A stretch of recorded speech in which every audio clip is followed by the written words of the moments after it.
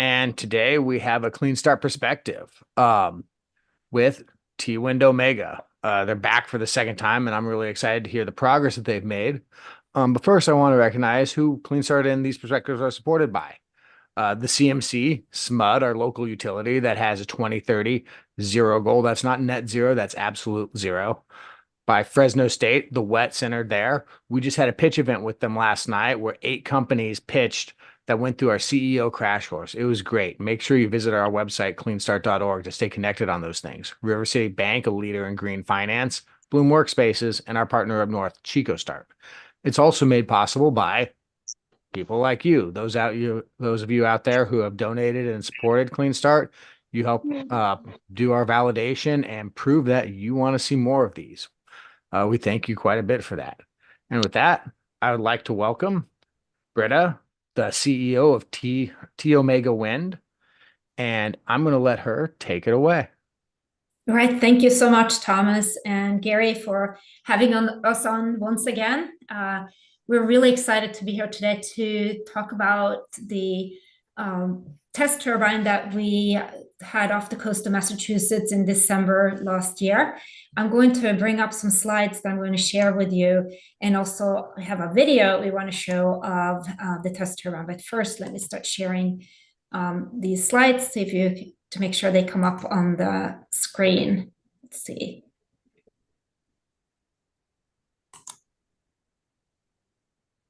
And they're up there, I hope, in presentation mode now. But again, I'm joined here with 2 of my colleagues. I want to mention our Chief Operating Officer, Vin Lucisano, and then our Chief Commercial Officer, Dave Forbes, are on here, and they will help answer questions and also stop me if I'm forgetting something on the slide as I'm going through these. But before I begin telling the story of our test prototype, I would like to give just a high-level overview again of T Omega Wind for those who are participating today who may not have been participating when we did our presentation about a year ago at this time. So T Omega Wind is a Boston-based company. It was founded by Andy Myers and Jim Papadopoulos. And the 2 of them started the company with a clean sheet of paper with a goal of designing an offshore wind turbine that was optimized for the ocean. And T Omega Wind has since then worked on radically redesigning the floating offshore wind turbine to be optimized for the ocean. So our industry is really going through some tough times.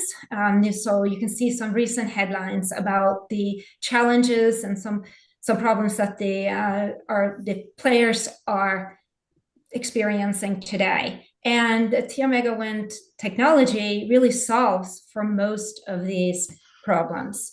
So the number one differentiator between us and the other technologies that are out there is really that our turbine is designed to be motion tolerant. And that means that we are embracing the motions of the sea, embracing the forces of the waves and the wind out there. And that really has enabled us to reduce the weight and also improve the towability, so ability to tow our structure to and from the site. So if we focus here on the picture on the left, I will point out that we have a simplified generator pod. We have lighter legs. We have a shallow draft, and then we have a mooring system that allows for wind yawing alignment. So our turbine aligns with the wind in a controlled watch circle. And so we say it aligns like a ship at anchor would do.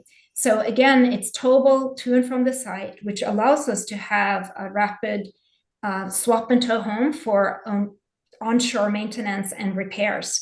And really important about that is that our turbine is really not meant to be boarded offshore. So no one is supposed to board the system offshore.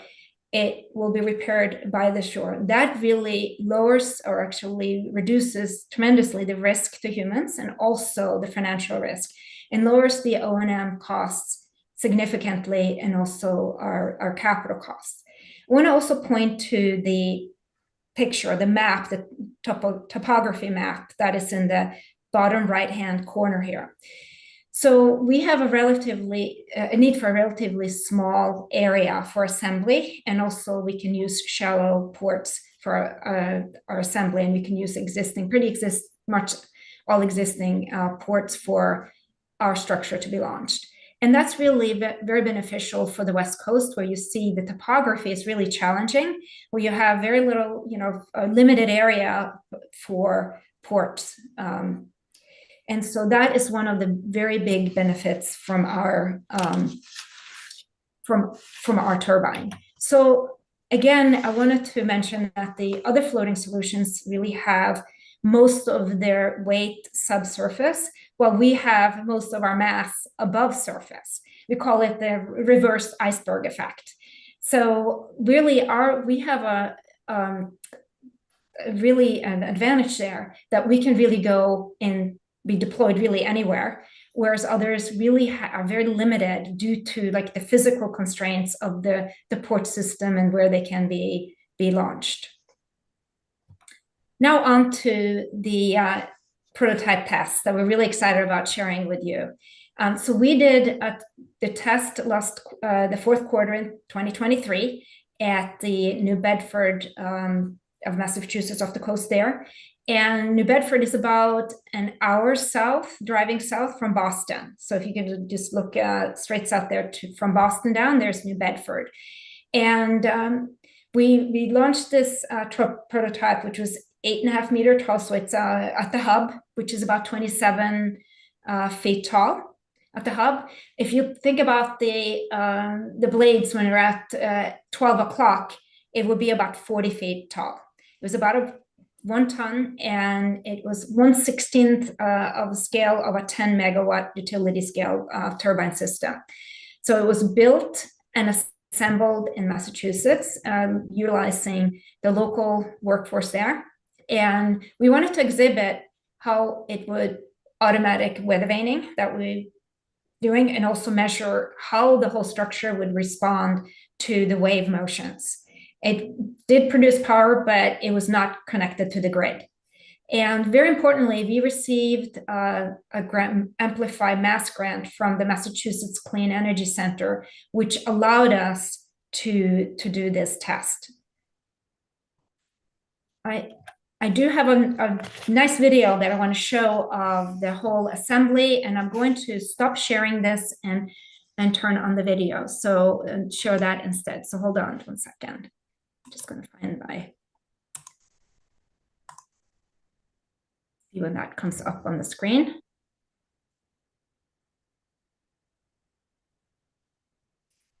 All right. So I wanted to point out 2 things on this before I hit play. And in the lower right-hand side, you see the man in the red jacket. That is Dave Forbes. But on top, you can also see the timestamp. And I want you to note it was 7:58 a.m. And it's important, and just take a look at that and see how this is going to be a rapid play of the assembly and the launch. So it was in December when we launched, 4th of December, and we were really up against the clock. The days are short in December, so we needed to get the assembly and the launch done earlier. Here you can see the blades. They are laid out there on the grass.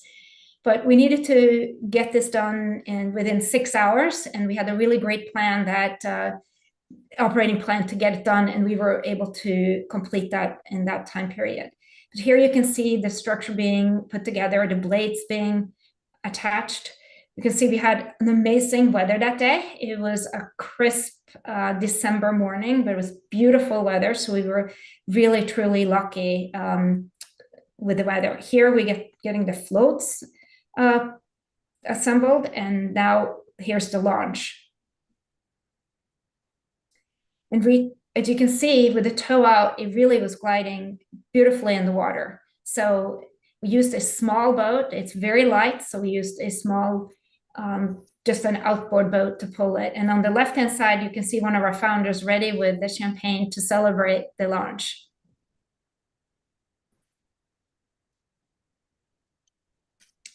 And here you see flyover in calm weather here. And we had a limited mooring permit. So Dave, again, he had prayed for storm weather so we could get to really test the turbine in all sorts of conditions.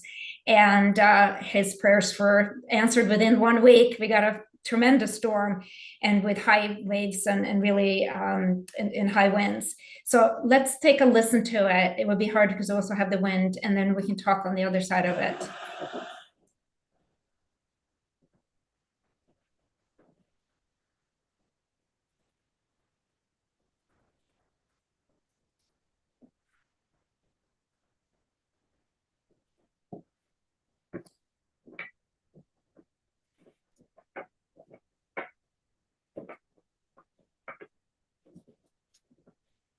So, guys, Dave Forbes here. I just wanted to chime in. It looks like we don't have the sound from this video. Of You course, don't have the sound. Sorry, then. loud, loud wind and crashing waves. But there's some questions in the chat.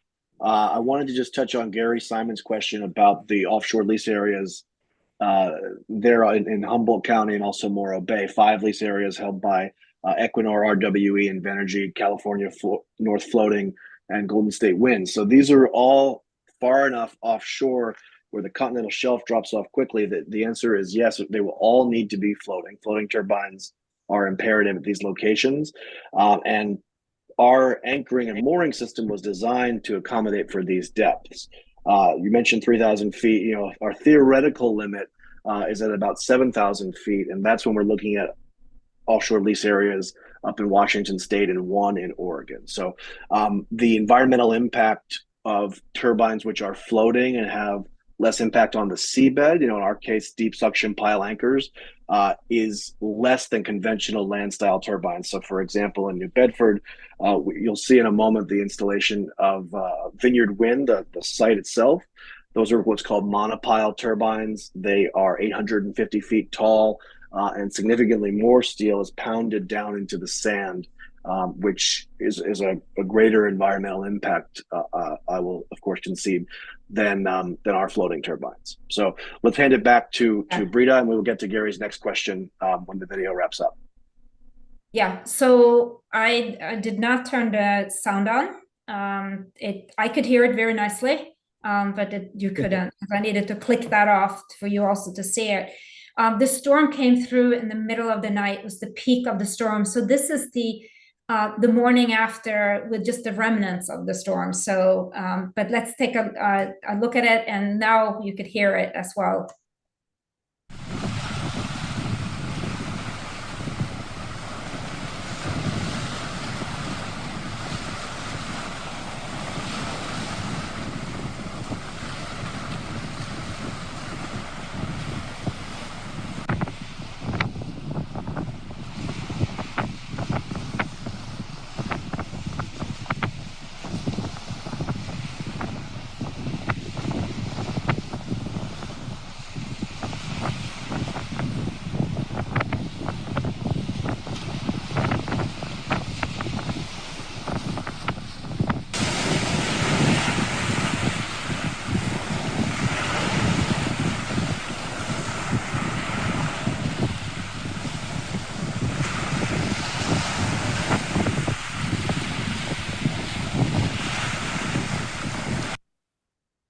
So it says the next days after it was really nice and calm. And again, I'm going to stop the video here for 1 second. And as Dave was mentioning, the Vineyard Wind assembly site, which is at the New Bedford Marine Terminal, you can see that in the background to see the 3 monopiles pieces. Actually, those are going to be stacked. These are on a barge ready to be towed out to the site for assembly together, about 15 miles off the coast of Martha's Vineyard. And again, New Bedford is a beautiful, beautiful city. And we had great support there from the New Bedford Ocean Cluster, and particularly the New Bedford Port Authority. We got great support from the community as well to launch our turbine there to do this testing. And in the far out there, you can see Martha's Vineyard, and beyond that, Nantucket Island. And again, really successful test, and there's nice pink sky there at the end of the video. I'm going to go back to showing you the presentation and share that. Let me pop in here while Brita's just doing those quick moves. So the question about how will the turbines be maintained, tow back to shore for any serious work and replacement unit installed. That's exactly right, Gary. And so the variables T and omega are part of the angular velocity calculation, which is a little wonky, but we got cute with the name, of course. So T omega wind, TOW, guess what? You tow it. And so part of our core value and some of the secret sauce is in the swap and tow maintenance plan. We just saw Vineyard Wind. That's an example of it's forever first, the first utility scale wind farm in the United States. There are 62 GE turbines there at that site. We would have sold them 63. And so in the rare times that these turbines are maintained, right, there's going to be a 20-year life, so there will be some maintenance. Rather than having a manned crew step onto a turbine at sea and have 5 to 7 days of downtime while they're maintaining and repairing one specific turbine, ours will not have any human beings step on foot while at sea. It will be decoupled from its position and a waiting unit swapped in. And then that unit, which needs maintenance, to be towed back to port, a much safer environment for people to board the unit itself, to replace electronic wiring, housing, et cetera. Any maintenance that might need to happen will be ashore at port, which provides way less human risk, of course, the most important, but also if we think about the insurance companies that insure these multi-billion-dollar projects, this excites them as well because there's significant less insurance risk, financial risk, et cetera. So that's the maintenance regime, and that's why TOW, T omega wind, we tow them and swap them. Handing it back to Brita. Okay, thanks, Dave. And again, on that Vineyard Wind, it started producing power, I think it was January 3rd, I think it was powered up. So again, when that's completed, it will be power enough to power over 400,000 homes. So a very big site and very big first for the US. Again, back to the scaled prototype then, it was really successful, and we were able to validate the robustness of our design. So again, that big storm that came in overnight, we experienced over 58 miles an hour winds. And then the waves reached over 6 foot high, which if you equivalent to a scale, the 96-foot wave, if you look at the 10 megawatt turbine, if you compare to that. So that actually coincides with the size of the waves that we were experiencing as we did our tank testing, which we did at the University of Strathclyde with a smaller model. We tested our unit versus those types of high, really tall waves. And now we're working towards the utility scale test turbine, and we are looking to raise capital for that, and also looking for the location for a test site and launch. We have the foundational IP in place. We have the design and the management team in place. We have done tank testing both at the University of Maine and University of Strathclyde in Scotland. We did just a prototype test past fall, and then we have confirmed and technical partners in place, and also we've confirmed the market opportunities. So we have a unique global answer to overcoming both the energy security and climate change issues that we're all facing. And the opportunity for T omega wind is really enormous. So that's the end of what we have prepared for the formal presentation, and we're now happy to take more questions. And I'm going to stop sharing so that I can see everyone better.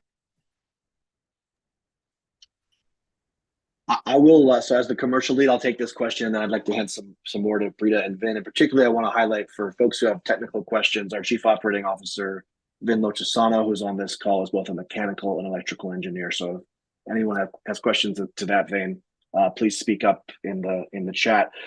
So Gary, we're lucky in this industry in offshore wind. If you think about the customers who are purchasing large offshore turbines, there are roughly 30 on planet Earth. Let's count 45 if we include in that list legacy oil and gas companies. And so, have we had discussions with the 5 leaseholders that have leased the sites in Humboldt and in Morro Bay? The answer is yes. The answer is all of them. I can't get into too much, of course, with active customer discussions, but the fact is, with the savings that we represent, the dramatic savings of weight, less steel of a floating pyramid structure, and the cost savings I described earlier in operation expenditures, this is very attractive. And so the message that we're getting from almost exclusively every developer is, if you validate this, if you build this, of course, this is of interest to us because we're arriving at the same electric capacity, the same level of electric output at a much reduced cost, capital expenditure cost for the actual turbine itself. And so the leaseholders offshore in Humboldt and Morro Bay, Equinor, RWE, Invenergy, Ocean Winds, Copenhagen Infrastructure Partners, these are all examples of folks who, yes, we've had conversations, and yes, they're going well. Next step, as Brita mentioned, we're going to build a full-scale demonstration unit, a full-scale pilot unit to be over 350 feet tall, almost 400 feet tall. We will grid connect that at a site, hopefully here in the United States. We do have a backup plan in Norway, but we're an American company. We want to be here. The next step logistically there is to close our Series A that we're pursuing now to raise the capital required for building this actual unit. And so that will be a pre-commercial unit, which will be grid connected for 1 year for pre-commercial testing for certification to sell to developers. How tall is that? How tall will the final unit 10 be? megawatt commercial unit. How does it compare to the GE and Ørsted units?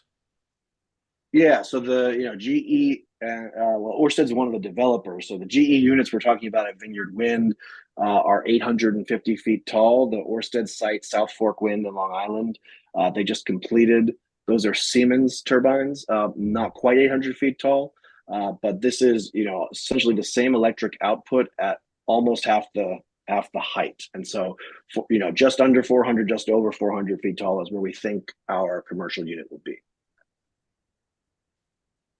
So can the units be easily assembled on shore? A big problem for our coast is the tortuous roads and getting to the coast. Part of the lease developments are on a place that's called the Lost Coast, for a reason. I can't imagine these, 200-foot blades, coming down some of the winding roads there. How would, you get these things to the North Coast? So it can come in from by sea also. That's one answer, especially for the blades. But for the fabrication of the structure, that can happen locally. So that is one thing, because we have a lot thinner steel requirements. So it can be locally fabricated. So that is one of the reasons that we can have a smaller footprint of our assembly and making of our turbine. Now you had it sounded like some really good partnerships there in Massachusetts that help you do the prototype on it. Now you're moving into your Series A. What type of, I guess, partnerships are you looking forward going forward to, to do this more, I guess, Model 2 or next development of your wind turbine? What type of partnerships or what are you looking for in them? Yes, so the partner, first of all, the raising of the capital is number one for us now. We have some partnership for the mooring, with partnership for the turbine, the generator, and we have talking with different ports. But we're looking for anyone who's interested in helping us with getting this whole utility scale in place. We're going to need a lot more also. Maybe there's some ECP partners, etc. That would be for the location where we're going to be. So we're looking for local partners. For us, it's important. It's important to note, though, that we can really use local labor. We can use to do the fabrication and the launch. And also for maintenance, we're bringing it back to shore also for maintenance. All right. So how would just add a little color? Sorry, go Yeah. ahead, Ben. I was just going to add to Brita. So I think we benefit from some marine logistics partnerships. It's always good to kind of hear on the other side, like, how do you practically deploy these in the real world, right? As opposed to, our desktop studies. And then on the fabrication side, we do differ drastically from the incumbents. Like you're not going to see, 400-foot long tower being transported down the road. We're going to manufacture those much closer to the site of deployment. And that opens up a lot of opportunities to sort of balance the requirements of the product versus the local workforce, the local access to equipment, how thick of steel can you roll, how quickly can you weld, that sort of deal. So partnerships in sort of the general fabrication sense, these are really steel components, don't need to be wind turbine specific, certainly need to be sort of marine specific. Would be a great benefit to us as we sort of design the process and ultimately get the product to tailor to the existing process that may exist in the world. So we know there's a lot of people always talking about, the energy transition and how this could impact it. But another portion of that gets talked about a lot is, kind of an equitable energy transition. And I just heard, you talk about local employment and working with local, groups because it really benefits them because it's fixed there, it's repaired there. It sounds like it's built there. What kind of reception have you gotten from, I guess, local governments or local entities when it comes to getting these deployed? Have you seen any interest from them? So again, in New Bedford, we were really welcomed. I mean, from the local governments to the local, the Port Authority, for people really interested in this. Of course, they're doing a lot of fixed bottom, but we could also be in areas where you have shallower waters where we can even compete with that. So that could be a place for us as well. But we have not spoken much with anyone on the West Coast yet, where our solution is needed because you have to have floating. So we're looking forward to having that dialogue as soon as possible to see what kind of support we can get locally in California and the rest of the West Coast. We definitely want to see and help We that. also have spoken with some local authorities in the Caribbean, where we also have an advantage in that they could use the type of turbine that we have that when they couldn't use the other traditional floating turbines. So we've gotten really good interest from them as well. I want to add to that, there's a question about when do you think the first commercial scale deployment will happen, and we're jumping ahead in questions. I want Vin to have a chance to read about steel welding and struts. The scale is very aggressive, the time scale. So when we talk to the developers who own the Morro Bay and Humboldt sites, excuse me, we're talking about deployments between 2028 and 2031, and if you work backwards from that, let's say March 15th, 2028, we want to be deploying a full-scale turbine that has been certified after a year of testing at a grid-connected site. So let's say it's been plugged in at the end of 2026. We really don't have time to waste. And so when we are talking about moving very quickly towards our pilot unit, the time it's going to take to finalize that design, construct, weld the steel, etc., the time is now. And so we're moving very quickly. We want to meet the demand that is there of the developers for the 5 lease areas in California who will begin launching commercial products in 2028. All right. Like the ambitious timeline. So I'm going to read off a question that, from Gary here. The California Energy Commission recently released its draft strategic plans dealing with the challenges of offshore wind. Have you looked at the report? Would you have any comment on whether the issues raised in the report would be different, maybe lesser in your case? That is, if you read the report. We're not deeply familiar with the report itself, but as we started out the presentation with all the challenges that are made in that, it's the costs that stems from really needing to rebuild the infrastructure, the port infrastructure, and also the other supply costs, the cost of steel and all going up. because we're needing less space, because we can use existing port infrastructure, and because all of that really drives down the costs and enables us to be deployed in areas that others can't, include the California coast.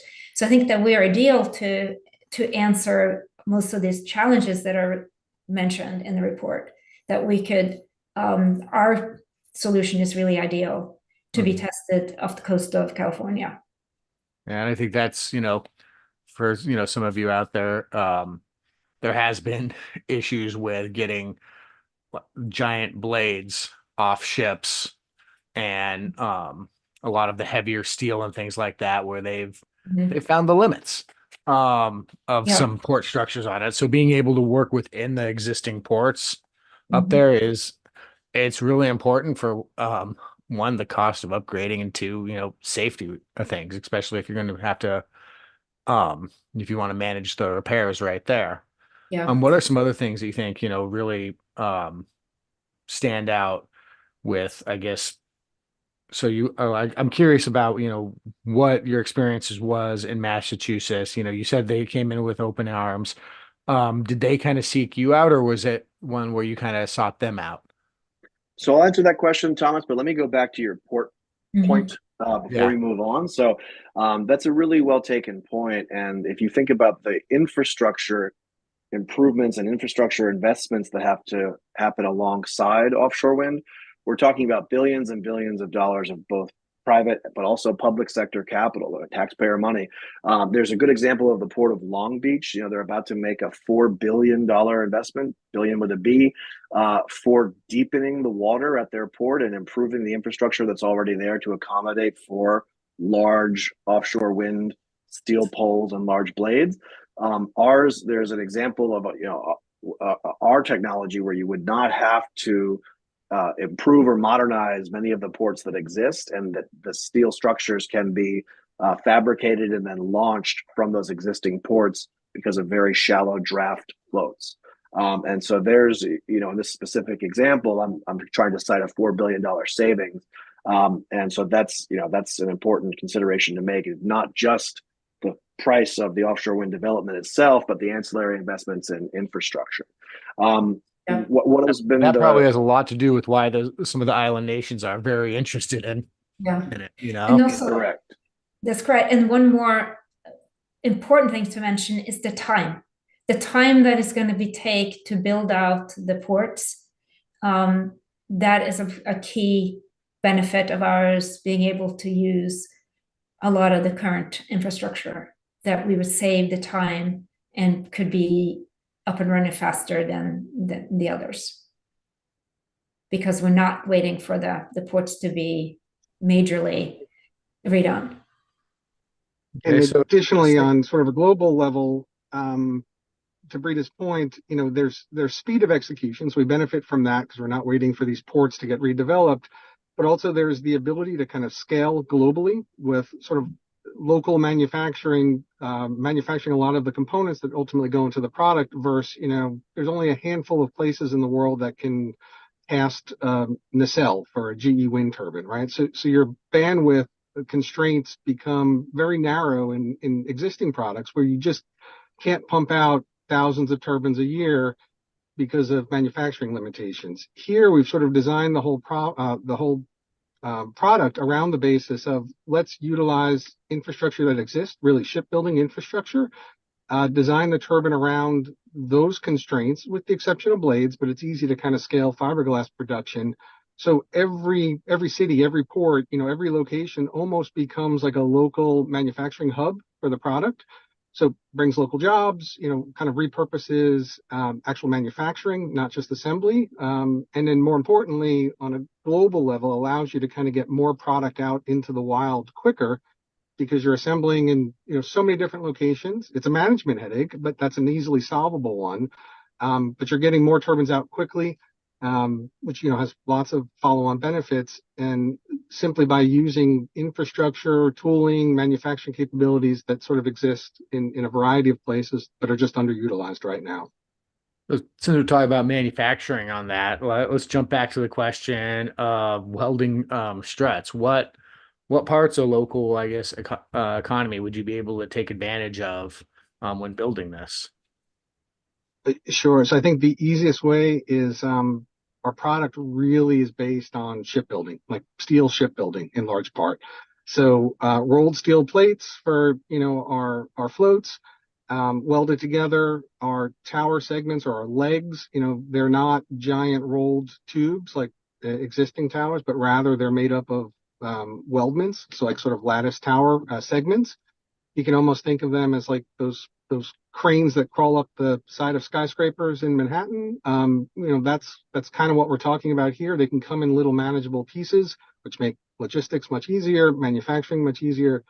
But we've sort of built the underlying infrastructure for the turbine, everything that kind of holds up that generator and the electronics with sort of the dumbest technology available, least common denominator technology. So it's really bending steel, welding steel, and painting steel or galvanizing steel. That's sort of the basis. And the size of the components that we're designing here are really based around what exists in existing shipbuilding. So we don't want to cast products in, like a GE nacelle, for instance, that there's only a couple places in the world that can do it. We'd rather make that out of plate with weldment and maybe a lot of man hours, but easily replaced rather than highly specialized, bandwidth constrained manufacturing technologies. Okay. Um, I want to kind of follow up wrap this up with kind of two questions that I'll kind of put out there and I'll let you guys answer in whatever order you want. One, with California's exceedingly aggressive plans to put 25 gigawatts of offshore wind when we really don't have any right now, by 2050. How would you think T Omega can help accelerate the development of that, or how the state could help T Omega accelerate the development? And with your investment process, what can you share with us on your ask and where are you on it? So I guess those are the two questions. How can the state of California help accelerate you? And you're in your Series A. Let us know more. Yeah, so on the investment question, so we waited to go for the Series A now until we had done our demonstrator. All that we have done so far has been non-dilutive investments. So now we know for building the utility scale, it's going to take big dollars, and we need to raise capital for that. So that's where we are, and we're looking for $12 million in our capital raise. So that's what we are out there raising right now. On the state, how it would be wonderful to have a good dialogue with the state, to also be able to explain what is needed for us to be able to do the deployment of our turbine. And it would really just to get us out there to work with them to see that they're interested. Of course, there are a lot of regulations also that the expedience of making sure that the regulation is in place in order to enable the build and launch of a turbine and get it out there, that's important too, to make sure there's good dialogue and understanding of what we need to do in order to make sure we're meeting all the regulations, but also making sure that the regulation is set already as well, so we know what we need to do. Anything else, Vin and Dave, that you would like to mention? I mean, I would just say, it's important that these goals are as aggressive as they are. Nationally, we've talked about tripling our supply of renewable energy, not just wind, but solar, geothermal, battery storage, et cetera. We've talked about tripling that number over the next 6 years. So, the time is now. This is really our time, and this industry is, pun intended, incredibly energized and wants to meet that demand. 25 gigawatts offshore would be 2,500 of our utility scale turbines. And let's pretend we're going to be the market share leader tomorrow in floating offshore wind. I think we can get there. How would that benefit the developers? How would that benefit ratepayers, utilities in California? We're just talking about safer construction, safer maintenance, safer turbines with less financial risk, less human risk, that are less costly to build. And so there's a number of ways that our system can help meet these goals more cheaply and more quickly. while also involving a local workforce and promoting local workforce development. So we think it's a lot of wins across the board. And, we see more than one bottom line in this process. And so we're really excited to be in front of your audience and hopefully be engaged with the California Energy Commission very soon. I love that. Cleaner energy, safer, and more jobs for the local economy. That sounds great. And with that, I'm gonna wrap this up here. I want to thank everyone for coming and who's watching out there. I want to encourage you to join us next week for Smart Green Materials. Also, we have our Solar Innovation Meetup later this month. And in April, that's Earth Month. Come to our Power Up where we're going to discuss all sorts of clean energy with green drinks there. Thank you for watching and attending. Follow us on our channels. We'll have a slightly edited version of this up on YouTube soon, and you can check that out and share it with everyone who needs to know about the opportunities around the clean, safe, and economic things that T Omega can bring to the community and to California. So thank you very much. Round of applause to our presenters today, and look forward to hearing positive updates from you guys in the future. Thank you so much.